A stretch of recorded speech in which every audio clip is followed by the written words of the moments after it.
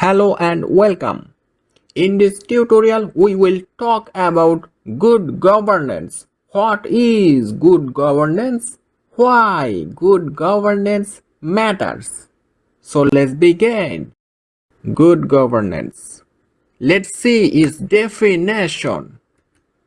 Good governance refers to the efficient, fair, and transparent management of public resources and institutions, ensuring accountability and the rule of law. It promotes citizen participation, upholds human rights, and works toward sustainable development. Why good governance matters. Helps prevent corruption and misuse of power. Strengthens democracy and legal systems. Enhances economic progress and social justice.